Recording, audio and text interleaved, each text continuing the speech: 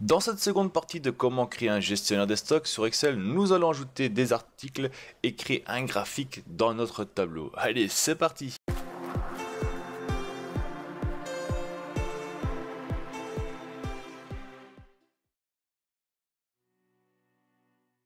Donc nous allons sur notre page article, nous allons nous retrouver, donc nous placer sur le B5 et là donc on va indiquer nos informations pour nos articles. On va mettre tout bien proprement au milieu. Voilà. Ça, on peut le prendre, on va pouvoir mettre plus petit. Ainsi, on a tout sur une page, c'est nickel ça. Alors, donc ici, on peut voir prix unité, stock, valeur de stock, on peut dire, c'est simplement est égal à prix unité fois le stock. Ça va jamais changer, ça sera toujours la même chose, c'est pas un souci. Alors ici, pour le flag, ici c'est assez simple, on va dire une formule, on va dire qu'il est égal à si le stock présent est plus petit que le stock minimum, et bien alors on va dire que c'est 1. Si ce n'est pas le cas, on affiche rien du tout. Donc là pour l'instant il n'y a rien du tout. Mais si jamais mon stock ici est de 5 et le stock minimum est de 6, ça devient un 1 ici dedans. Maintenant on va faire quelque chose, on va faire afficher un petit drapeau dedans. Et le petit drapeau veut dire que si c'est 1, ça veut dire que le stock est plus petit que le minimum. Donc on a besoin d'un drapeau, donc on va dans la mise en forme conditionnelle. On fait une nouvelle règle, donc on arrive sur cette page-ci, et on va donc la changer ici en jeu d'icône. Et là on va sélectionner le petit drapeau qui se trouve là. Cela on peut pas besoin, donc on peut enlever. Voilà. Et voilà. Et ici on va dire que tout ce qui est plus grand ou égal à 1, et on va pas faire en pourcentage mais en nombre, voilà. Nombre 1,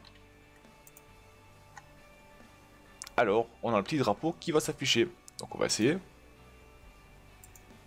Oh, oui, ça j'ai changé en nombre aussi, voilà. Et on a donc un petit drapeau qui s'affiche. Maintenant, si le stock est supérieur que le minimum, on voit que le drapeau il disparaît.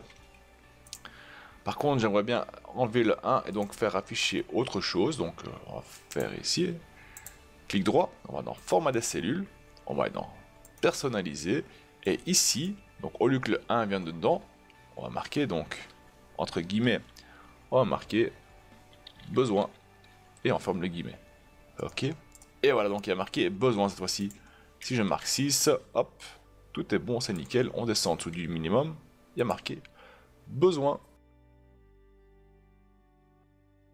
Maintenant, on va un peu se concentrer donc sur le graphique qui s'affiche ici. Donc ici, on veut un graphique. Là, on ne veut rien du tout. Pour cela, d'abord, on va donc créer notre tableau. Donc, on va venir ici, insérer un tableau. Oui, il comporte des en-têtes. On va le prendre en noir, comme ça. Et on va enlever nos filtres. Ça, je n'aime pas. On va enlever ça. On n'a pas besoin d'ailleurs. Et ça va faire. Bah, ici, en haut, on va reprendre.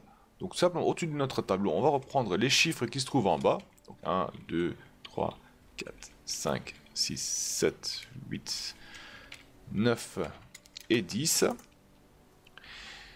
Et puis on va sélectionner tout notre tableau ici de 1 avec le plus grand que 10. On va aller dans mise en forme conditionnelle, on va faire gérer les règles. On va faire une nouvelle règle. Et la règle ça va être quoi?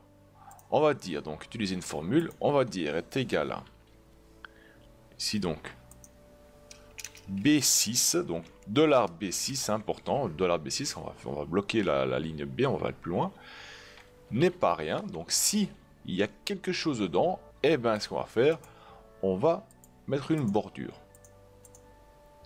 On applique et on va voir ce qui s'est passé. Là on a donc une bordure qui s'est affichée partout. Maintenant, on va vouloir remplir cette bordure, donc ça va faire un peu comme une gauche en fait. Donc on va dire que s'il y a 4 dedans, ben on a 4 qui va remplir. On va en remplir 4 alors. Si on a 6, ben on va remplir 6 dedans, et ainsi de suite. Maintenant ce qu'on va faire, on va dire que si il y a quelque chose dedans, donc s'il y a un article de bouquet, et que le stock est supérieur que le stock minimum, et qu'il est plus grand ou égal au nombre qui est affiché ici au-dessus, c'est le seul qui compte ici, eh ben alors on va le mettre en bleu, on va mettre le nombre de stock ici en bleu.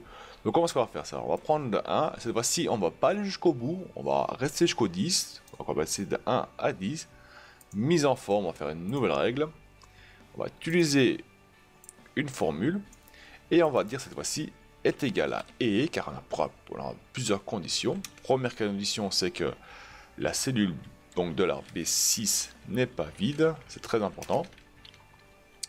Point virgule. La deuxième condition qu'on va contrôler, c'est que f, donc $F6 soit plus grand ou égal à $H6, point virgule, et aussi que $F6 soit plus grand ou égal à, là on va marquer donc K 100 $, et puis maintenant le $4. Donc pas faire $K4, mais on va faire K $4. Ça veut dire qu'on va bloquer la ligne 4 et on va bouger dans les colonnes ici dedans. On ferme la parenthèse. On vient ici, on va mettre une bordure et on va faire un remplissage en bleu. On fait OK, on fait OK. Et comme ce n'est pas le cas, ben on peut voir, ben il s'est pas mis en bleu. Par contre, si je vais le changer en 7, on voit qu'il a indiqué donc 1, 2, 3, 4, 5, 6, 7. Donc cela a fonctionné. On va le remettre en 4. On va resélectionner cela. On va revenir en mise en forme conditionnelle. On va créer une nouvelle règle. Même chose, utiliser une formule. Et on va dire donc la même chose, donc est égal à et.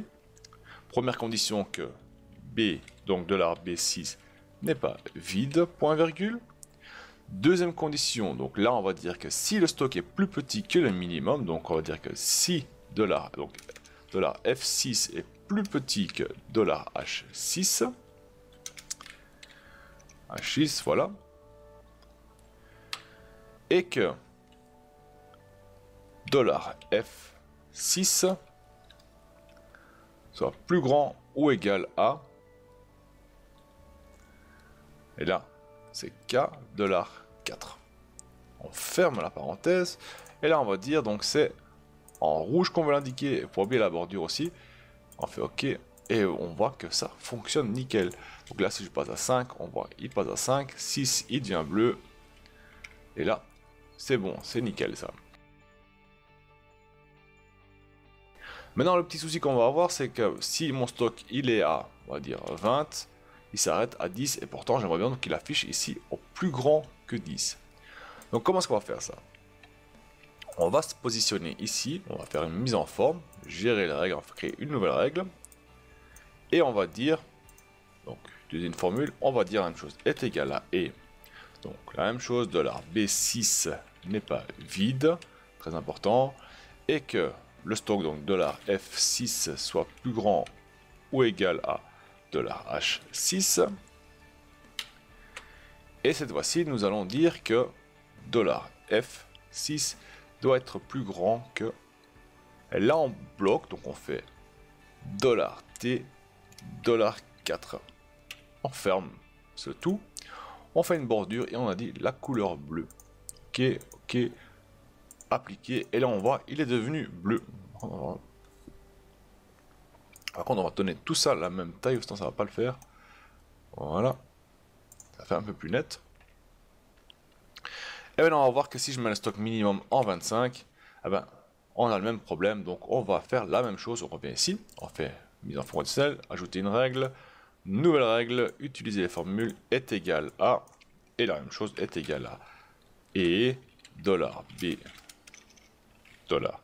$B6 n'est pas vide, point virgule, et que $F6 soit plus petit que $H6, point virgule, et là aussi on va dire que $F6 soit plus grand que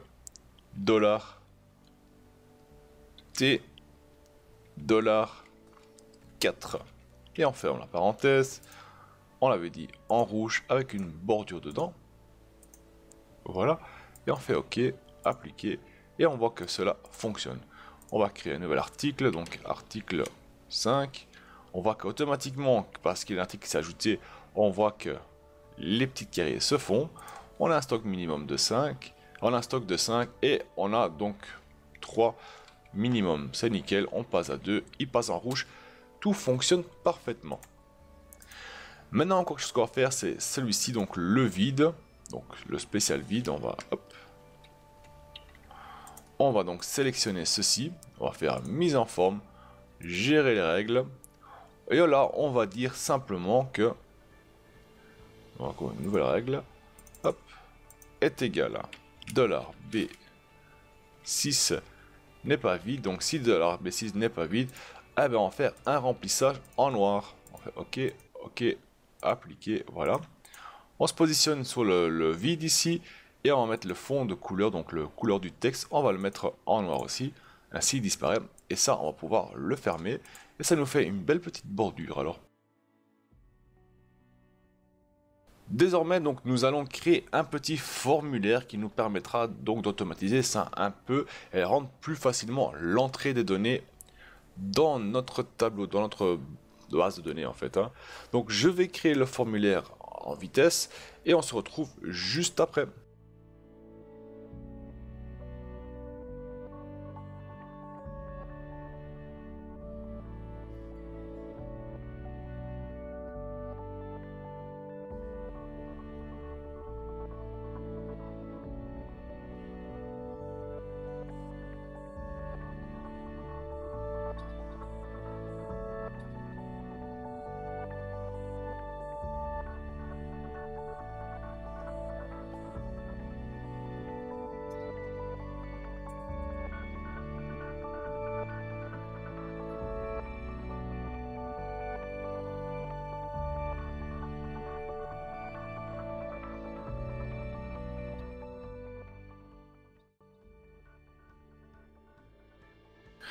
Et donc voilà, donc notre formulaire il est prêt. Donc ici tu as un simple formulaire et désormais donc, nous allons le configurer. La première chose qu'on va faire donc c'est venir ici donc dans label, on va changer ça en label par dessous info. Voilà. Puis cette zone-ci on va la nommer donc txt nom, ça comportera le nom. Ici ce sera donc le txt description.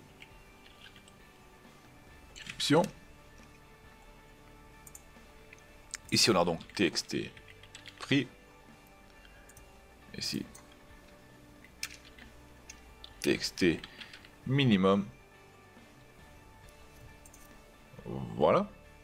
Ici ce qu'on va changer dans le txt description c'est venir plus bas ici. On va avoir un certain moment, ça s'appelle ça se trouve où ça encore, un multiple line, voilà ici. Donc ici on va le mettre en vrai, donc true, ça nous permettra d'aller sur plusieurs lignes et on va donc ajouter des entrées.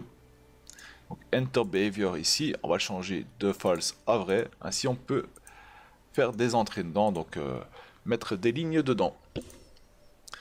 Alors ici dans le prix, bah, j'aimerais bien qu'il affiche donc uniquement du prix. Donc si quelqu'un essaie de mettre du texte dedans, bah, on va essayer d'empêcher ça, donner un message d'erreur en disant qu'on veut uniquement des chiffres et donc remettre ça à 0. Donc on va faire un double clic dedans et on va le faire donc sur le change. Et on va faire quoi? On va dire que si, donc on va marquer l'information uniquement des chiffres, voilà. Et donc ici tout simplement on fait donc if not is numérique, là quelle expression, bah, c'est le txt prix. Donc si les données qui sont dedans ne sont pas numériques, bah, alors tout simplement on va afficher un message qui va dire donc désolé, uniquement des chiffres. Voilà.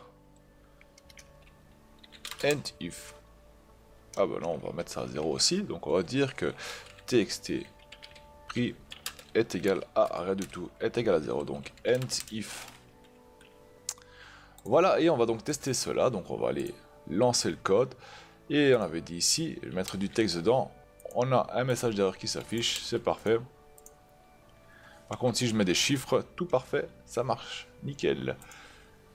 Une chose qu'on peut faire, parce qu'on peut voir que au moment qu'on marque dedans, il y a deux messages qui s'affichent et ça on veut éviter aussi. Donc on va faire un double clic et on va ajouter encore une condition and. On va dire que txt prix n'est pas vide. Voilà, normalement le message devrait disparaître. Je vais voir. Il s'affiche qu'une seule fois, c'est parfait, ça c'est parti, c'est ce que je recherchais.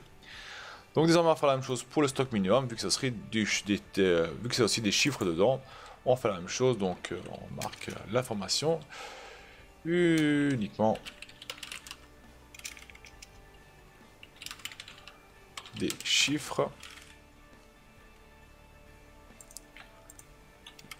Voilà, donc if not is numérique, donc txt minimum, voilà, and txt min n'est pas vide, 10. On va simplement reprendre ce qui est ici. Voilà. Et puis txt min est égal à rien du tout. And if. Et on va tester cela. Donc si je mets du texte, il affiche quelque chose. Et là, ça va, tout va fonctionner nickel. Désormais, ce qu'on va vouloir faire aussi, c'est d'afficher le numéro d'article automatiquement ici dans le label, donc info ici. Bon, ça, on va d'abord devoir configurer notre numéro d'article, bien sûr. Donc, on va aller sur la page config ici. On va se positionner plus ou moins ici dans ceci, et on va donc nommer celle-là donc suffixe. Hop, ce qu'on va faire, on va le mettre un fond noir, on va mettre ça en blanc, on va tirer une ligne, hop là, on va tirer une ligne vers le bas, c'était nickel, on va mettre en gras, voilà. Et donc ici, on va donc afficher donc article. Ici, on va mettre le suffixe qu'on veut, donc ça va marquer ART avec une petite barre. Le numéro, ben, on va commencer avec le premier. Et ici, donc on va rassembler les deux, donc on va faire est égal à tout simplement, donc ici, et, donc concaténer donc le signe et là on va donc ajouter du texte, que je voudrais avoir 4 zéros avant le chiffre. Donc ici je vais faire et, donc texte, ceci, et quel format que je veux le mettre, eh ben on va mettre 4 ou 5 zéros, on va lui mettre, voilà. On ferme, on fait entrée, et là donc article 0001. C'est simple, non? Alors ça, ce qu'on va faire, on va sélectionner, on va mettre ça bien au milieu. Au milieu, voilà. Et on va lui donner un petit fond gris comme ça. Ceci, un petit fond bleu.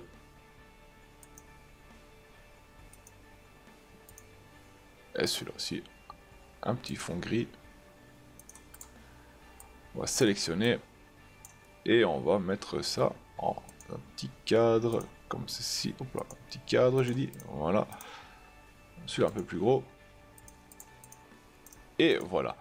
Donc, on va aller chercher cette information et on va donc la placer dans notre formulaire qui se trouve ici. Comment ça va faire? On va faire un double clic dans notre formulaire. Donc, surtout pas dans un objet, mais bien sur le formulaire. On fait un double clic. On arrive dans User Form Click. On va changer ça. Donc on va changer l'événement en initialisé, donc qui se trouve ici. Et on va donc ajouter le code suivant. On va dire que mi.labelinfo est égal à sheets. On est sur la 8e feuille ici. Donc soit on indique le nom de la feuille, donc on fait config. Soit on va indiquer sur quelle feuille on se trouve. Donc on fait la page 8. On est sur la feuille 8 ici. Point range. Il se trouve où? Ben, l'information se trouve en E19. Donc E19, c'est là qu'on va retrouver l'information .value. Voilà. Et on va changer ça en caption. Voilà.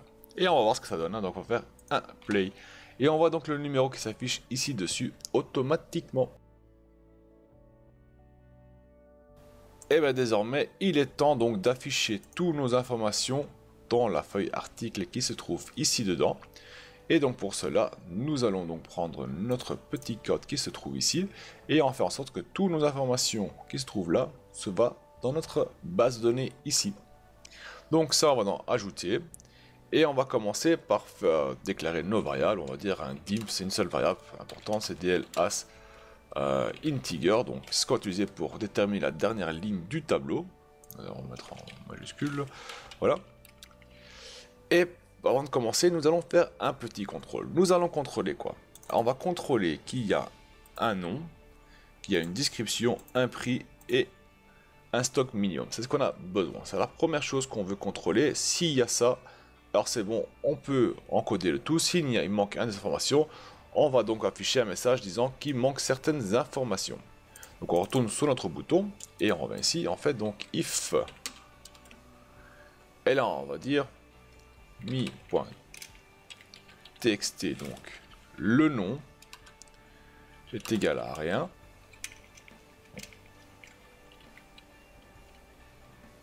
Donc s'il n'est pas vide, on va faire et que end mi.txt description n'est pas vide, end mi.txt non, donc on a le prix n'est pas vide, end mi.txt le nombre le minimum pardon n'est pas vide. Je pense qu'on aura fait le tour, si je ne me trompe pas. Donc on a le nom, description, prix. Ouais, on a fait le tour. Donc 1, 2, 3, 4. Alors, si cela, s'il y a quelque chose dedans, alors on fait quoi? On va faire ajouter une nouvelle ligne à notre tableau qui se trouve ici. Donc on va ajouter une nouvelle ligne. Comment on fait ça? On fait simplement. Donc Sheets, celui-là se trouve sur la deuxième page. On voit ça ici, donc article sur la feuille 2, donc deuxième page. Point list objects.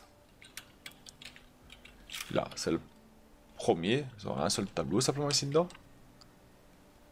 Point list rows. Point add. Donc là, on va ajouter une ligne, et je n'ai pas oublié le T. Donc voilà. Et maintenant, on va déterminer quelle est la dernière ligne. Donc on a ajouté une ligne dedans dans notre tableau, et on va dire maintenant, cette ligne se trouve ici dans la rangée 8, donc dans la ligne 8 ici. Donc on va venir ici, on va dire que DL est égal à sheets nouveau 2 point range, on va dire que c'est range B, voilà, ça va suffire ça. Point end xl up point row, c'est on a le numéro de ligne. Et avec cette information, on va commencer à ajouter, donc à ajouter dans le tableau. Et comment faire ça? Va simplement faire donc sheets 2 range, ça sera le range B et DL. Ainsi on a donc la colonne B ligne 8, ça sera est égal à mi.info label info.caption. On va reprendre ça, on va copier, on va coller, on va changer en C, ce sera en ici, donc on aura donc le mi.txt non. Copier, on colle. En D, on aura donc la description, donc ça sera txt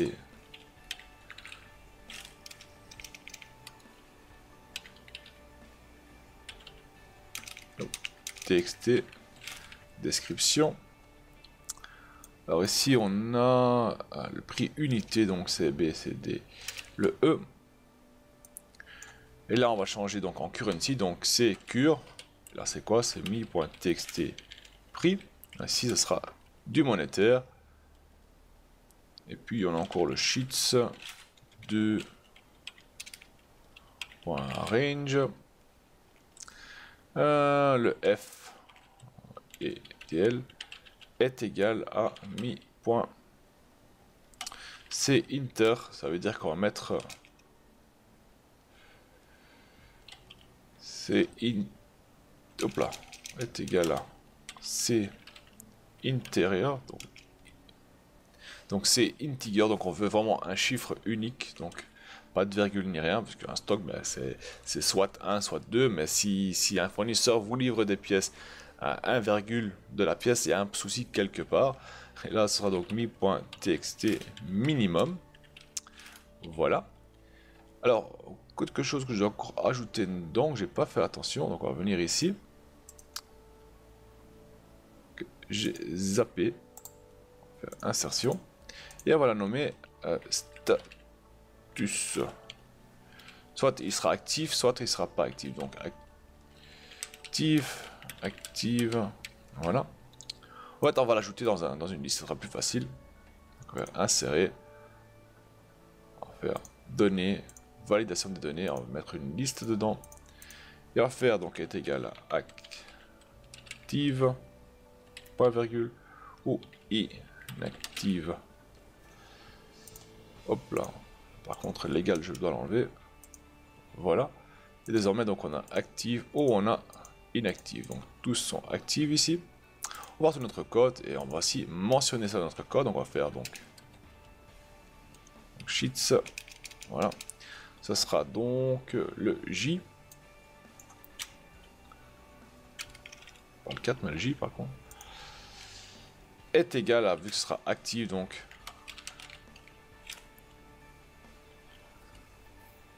voilà, donc là, si je ne me trompe pas, on a donc tout. Pas oublier, c'est de pas oublier, donc on va devoir monter ceci, donc dans notre config, on va devoir monter ceci de 1 à 2. Donc ce sera plus l'article 001, mais ce sera l'article 002. Donc celle-là, on vient ici, dans notre code, et on va donc dire, ça que je me souviens où est-ce qu'elle se trouve. On va dire que sur sheets, vu qu'elle se trouve sur la 8e feuille, voilà, point range. Voilà, c'était la range E19, non pas E19, c'était D19. Voilà, D19 est égal à sheets 8.range D19 plus 1. On va sauvegarder bien sûr, donc on va faire this workbook.save et on va fermer ce formulaire, donc unload. On va changer, par contre on va changer ce formulaire. On va venir ici, on va le changer par userform 1, mais on va le nommer @article. Voilà. Et on va changer ici donc unload @article. Voilà, voilà, donc on va essayer cela. Donc on va revenir à notre article ici. On va tester le code. On va le lancer. L'article donc 001. C'est parfait. On va le nommer test. Test. Voilà. Un prix, on va dire. Mettre une virgule 5, stock 6, ajouter. Il y a un problème, bah oui, j'ai oublié de fermer la condition if, donc c'est faut mettre un end if ici dedans. On va relancer, et là, pouf, on voit qu'il l'a fait, il a placé le tout dedans. Par contre, je l'ai ajouté dans stock et je dois être le stock minimum, donc là j'ai fait une erreur. On revient ici dedans, on va, hop, double-clic. Le stock minimum, c'est pas le F, mais c'est le H. Voilà. Et on va réessayer cela. Donc on va mettre un... Vous voyez, ça a remonté automatiquement à 2. Donc on va faire un test 2. Test 2. Le prix 5 €. Et on veut un stock minimum de 6. Et on va l'ajouter. Et on voit qu'il a placé comme il faut. Donc on a le numéro d'article, c'est placé. Le nom, la description, le prix unitaire 5 €, c'est parfait. Le stock minimum à 6, bah, vu qu'il est vide, bah, on a besoin. Et l'article est bien active. Et si je vais mettre un article dedans, ouf, on a donc le stock qui s'allume ici dedans. Il est toujours au minimum parce qu'on n'a pas commandé ce qu'on a besoin, mais pour l'instant il était vide, donc on le laisse comme il est. Bah, il ne nous reste plus qu'à faire certaines choses. Ici on met affichage, on peut enlever les quadrillages, ça fait plus net. Et on peut donc ajouter encore un petit bouton ici, hein, pour faire appeler notre formulaire. On va venir ici, on va aller dans propriétés. On va changer le caption en add. Hop. Voilà, on va changer ça.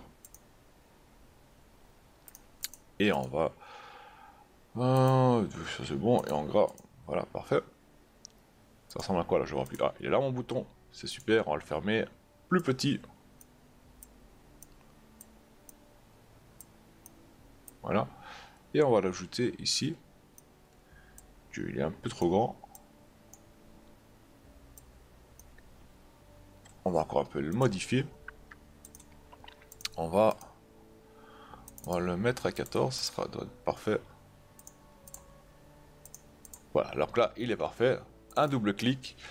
Et là, on fait donc add article. Show. Hop là, désormais, si on veut l'appeler, bah, il est là. On ajoute notre article, donc test 3, test 3, 6, 1, ajouter. Et il est là. Donc dès qu'on veut ajouter un article, désormais, on vient ici, on clique et on a donc l'article qui vient. Donc on voit c'est 4 ici dedans, si je ferme, je reclique, ça je suis sur 4 car on l'a pas ajouté dedans. Non, on clique, il n'y a rien qui se passe, c'est parfait. On peut toujours ajouter un message derrière disant hey, il manque des informations dedans. Voilà, donc cette seconde partie est terminée. Dans la prochaine partie, nous allons voir comment créer notre bon de commande. Si vous avez des questions, surtout n'hésitez pas de les poster dans les commentaires ou sur la page Facebook, donc sur facebook.com tuto Dorian. Et je vous vois dans la prochaine partie. Allez, salut tout le monde!